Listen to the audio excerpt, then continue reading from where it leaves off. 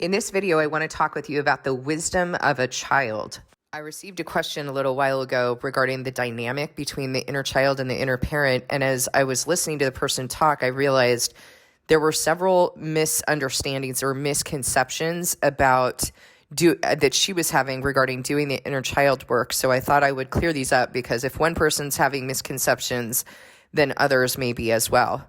In Matthew 11, verse 25, Jesus said, "I praise you, Father, Lord of heaven and earth, because you have hidden these things from the wise and learned and revealed them to little children.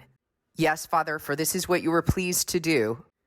So he's acknowledging that there is wisdom inside of little children. And the thing that I want to help you understand is that a little child, is the purest form of God's creation. They have not been defiled by the world, although they're living in the flesh. They are in the same condition that we're in. They have not yet been defiled by all of this nonsense and deception that we learn in the world. They're still teachable. They're still humble and submissive. And anyone who wants to say that their child is not submissive, you need to take responsibility for that, because children are naturally submissive. That is their design. God's acknowledging it in the Bible. So he's saying that that the Father has hidden certain things from the wise and learned and revealed them to little children. He also tells us that we need to become like little children in order to receive the kingdom of heaven. We need to become like one of these. And he's talking about humility. He's talking about submission and teachability. And he's also talking about the design that he has given us that Satan in the world has thwarted. When you're doing the inner child work, I want you to think about that situation right there.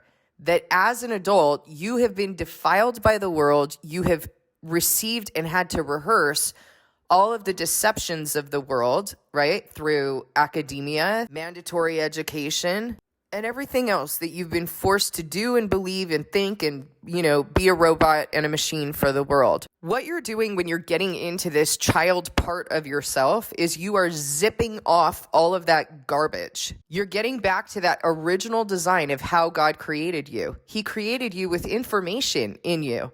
He created you with information regarding your feelings or in your feelings. And one of the tools that you should have in your back pocket is recognizing the schemes of the devil. Because if you recognize the schemes of the devil, you're going to understand what might be important to God that the devil is trying to thwart, that he's trying to dismiss or do away with. And one of those things are your feelings. Mental health, really, for all intensive purposes, does away with feelings. Even the feelings that they tell you to process, they require you to process them in a therapized, distorted way. You're supposed to process them through your brain, not through your heart and spirit. Heart and spirit are not even acknowledged in therapy. You're supposed to process them through your cognitions and then fix them with your cognitions and your behaviors. Those are not feelings, my friend. That is such a distortion of our design. It's invalidating to our design, and it cannot possibly result in healing because it doesn't acknowledge who you truly are, how God truly made you. In the child, they're going to get right to the meat and potatoes of their feelings. They're not going to go through a whole explanation about she did this and I feel this way because, and then because, and then because. You don't need to do all that. Children don't do that. A child just says, "I'm mad. I wanted to play with her." They're not even using the word because I wanted to play with her. I'm mad. I wanted to play with her. It's implied. Why did you do that? Why did they do that? Why did you lie? You're not being nice. And I really fear that this thing that people do that they think is so cute, teaching their kids how to process their feelings via mental health, and now their child has some sort of intellectualized adult way of saying how they feel, we're ruining them. We're ruining our kids by making them go up into their carnality in order to tell us how they feel and saying that's the appropriate way to express your feelings. Why is it inappropriate to say, "I'm mad"? I hate that. God says I hate that. Weren't you taught you're not allowed to hate certain things? Don't use that word. Say dislike. Well, how does it feel when you say dislike? It doesn't really get to it, does it? Let your child express themselves. Let them express themselves the way that God intended, the way that he built them to express themselves. And I'm not talking about hitting and doing all of that. That's inappropriate. But using your words, the words that come up that God has given you to express how you're feeling, that's information. That's wisdom. So when I talk with you in videos or in a Soul Aligned or in Heart Known series, when I'm talking about the wisdom of the child, I'm not saying that the child has the answers in and of themselves. What I'm saying is the wisdom that God placed in you is in that part of you, is in that inner child. What needs to happen is that the adult or the inner parent, that parental part of you and that child part of you need to become co-collaborators on understanding the information and wisdom that God has placed in you. The child holds the wisdom. It's not in and of themselves, it's from God.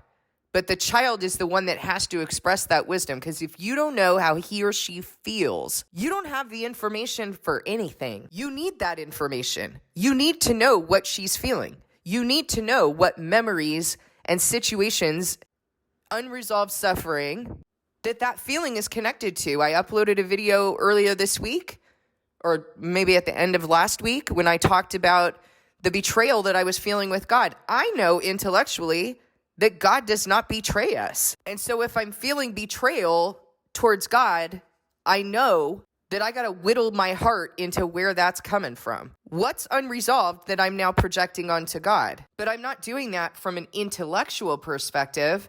I have to do that with the child. I need to draw out of the child what she's feeling, what this is connected to. She's holding the wisdom, but she's not responsible for having the wisdom, if that makes sense. Like, she's not responsible for then having the answers of what needs to happen. She's only responsible, or he is only responsible for expressing the information that God has placed inside of him or her.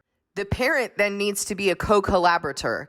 So the parent needs to say things like, I can see why you're feeling that way. Of course you feel that way, because I remember that it was really painful when we were going through this. It was really painful when mom or dad did this, or when you were ignored, when you were abandoned, whatever it is. The parent is collaborating with the child to put a picture together of what it is that they're experiencing, and then what it is that God is doing, or what God might be doing, or what they see that God is doing. And you know what? You don't have all the answers. And so the cool thing about this design is that just as your parents could not have done all of the things that you needed, they couldn't have given you everything you needed, because God, that needs to come from God. Your inner parent will not be able to give your child everything that they need. Does that mean that you then should just skip to going to God? No, you have work to do. Just like God gave a parent a child, and he expects that they're going to walk into that authority correctly, and that they are going to acknowledge that they can't give that child what they actually need or everything that they need. And so they're supposed to acknowledge being insufficient. They're supposed to teach the child how to have a relationship with God. Yes, I realize you probably didn't receive that. Join the club. We are living in such a time of wickedness that these things have not happened. It's the reason we're all broken and messed up. But these are the things that you need to understand. And so when you finish your inner parent, inner child work, and you feel like, okay, I have some understanding, I have some perspective, I feel a little bit better, I feel some, a little bit more peace, but I'm not quite there. Acknowledge that. Acknowledge that, yeah, you're not quite there, because you know why? Now you need to sit in the presence of God and receive from him what your inner parent and inner child cannot do. Because your inner parent and inner child are not the ones building you. He is. That's what it means to sit in his ministry and his presence, and to receive his ministry on how he's building you. What is he doing in this situation? Why is it that he sent that circumstance or that experience that was so painful? What is he building inside of you? And in order to have that perspective, you have to believe and trust that he indeed is sovereign, and that that everything in your life has been sent by him, not the devil, and that he's attempting to do something. But you have to make the decision to receive that from him. So don't miss any of those steps. Do not miss the information that's in your child. Do not miss that you are collaborating with that child in order to understand how he or she is feeling, the information that God has given them, what he's calling you to resolve or do your part to resolve, what he's calling you to understand and acknowledge, and also that he is the one building you. So you don't have all the information until you actually go to him.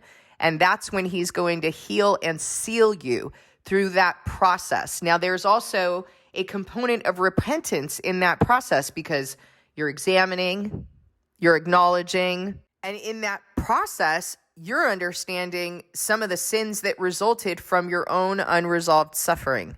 Maybe some of the ways that you repeated the abuse that was done to you. Maybe some of the ways that you attempted to distract and set up idols so that you didn't have to deal with the pain that God was building you through. And so doing this work helps to put you in contact with those things that you need to acknowledge and change before God. So follow the information that God has put inside of that inner child tender part of you, the information in his or her feelings. The inner parent needs to take the humble position of servant. You understand that? The humble position of servant. I gave the example to someone earlier when I was on the phone with them. Have you ever been in a situation where someone claims to understand what you're going through because they went through something similar? And then they start imposing things on you and you're like, yeah, that's not it. Like, please stop. Please stop. This is like cringeworthy. When my father committed suicide, there's no shortage of stupid things that people say when someone commits suicide. But someone thought that they had some really, insightful wisdom and decided to tell me because he knew about some of the things that my father had done to his children and basically told me that my dad was going to experience eternal torment over what he had done.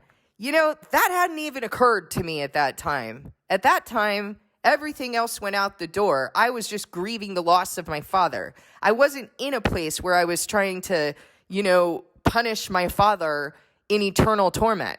It was such a ridiculous thing for someone to say and impose on you in a moment of grief. It was so violating. When someone dies, the best thing that you can say is, I'm so sorry for your pain, and I'm here with you. And I'm here for you. If you need someone to just sit with you, I'm your person. I will do that. And then you just sit with them and just be with them. Let them process through whatever feelings they need to feel. Don't tell them things like, don't cry. Don't try to make it better by telling them where their parent went. You don't know where their parent is going. The reason I'm telling you this is because you need to apply this principle with your child. Now, the difference is you do know what that child is feeling because you're part of them. So you can speak to certain things. You can say, of course you feel that way because this was really lonely when we were growing up, or this was really painful. So you can speak to the feelings, but you don't impose things on them. You are taking the position of humble servant. And so then, if you are a humble servant, then you are just witnessing them, you're being with them, you're just being present. Let God do what he does. Let him bring that up in him or her. Let him bring it up, and he or she is going to talk about that. And then you can respond by speaking to certain experiences that you had. And, there are times where you notice that your inner child kind of gets a little bit stuck. And so you need to draw that out of them. You need to be able to draw out of them. And how are you feeling right now? And how are you feeling right now? But you don't start imposing. It's a fine line. As you're doing the work, you're going to begin to understand. There's nothing more I can really say about it. You have to do the work. And then you're going to understand what I'm talking about.